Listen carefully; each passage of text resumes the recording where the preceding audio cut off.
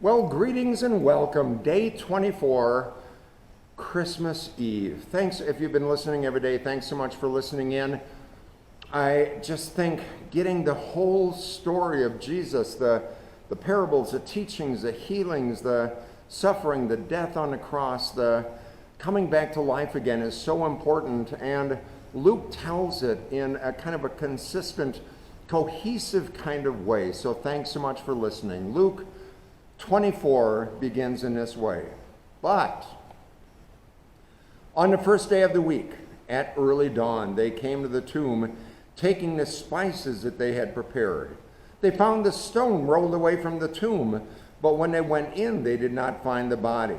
While they were perplexed about this, suddenly two men in dazzling clothes stood beside them.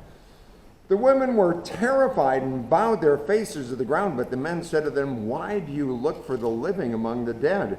He's not here, he's risen. Remember how he told you while he was still in Galilee, that the Son of Man must be handed over to sinners and be crucified, and on the third day be raised again?"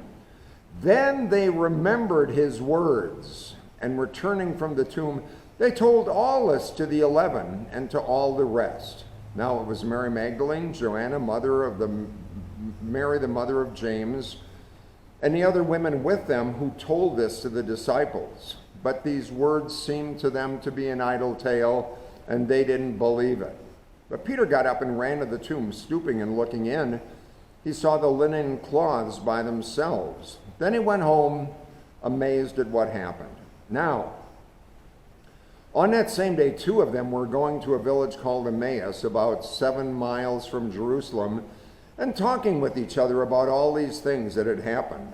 While they were still talking and discussing, Jesus came near and went with them, but their eyes were kept from recognizing him.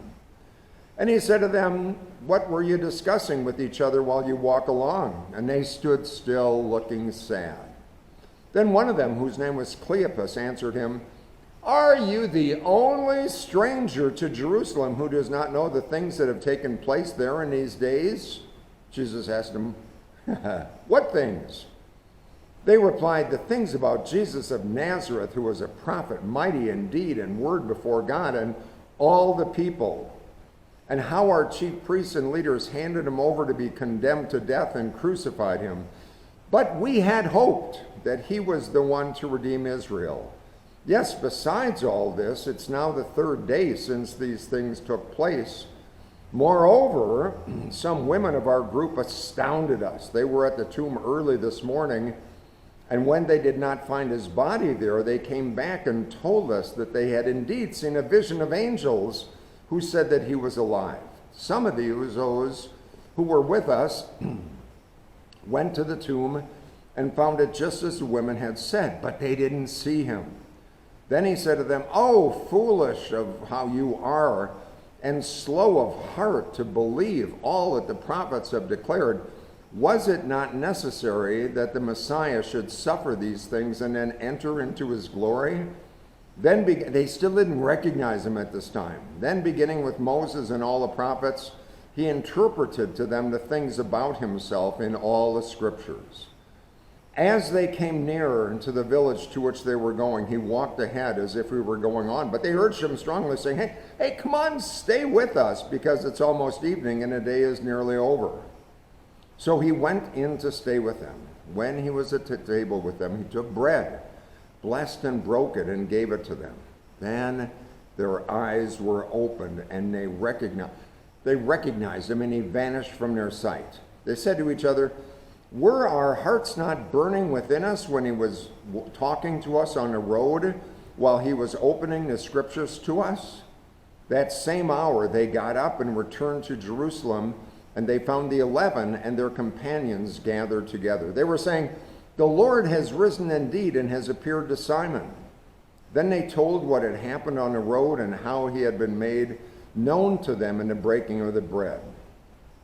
While they were still talking, Jesus himself stood among them and said to them, "Peace be with you." They were startled. They were terrified and thought that they were seeing a ghost. And he said to them, "Why are you frightened, and why do doubts arise in your hearts? Look at my hands and feet. See that it is I myself. Touch me and see, for a ghost does not have flesh and bones as you see that I have. And when he had said this, he showed them his hands and his feet.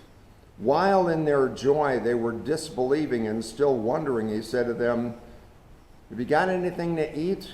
They gave him a piece of broiled fish, and he took it and ate it in their presence. Then he said to them, these are my words that I spoke to you while I was still with you, that everything written about me in the law of Moses, the prophets, and the Psalms must be fulfilled.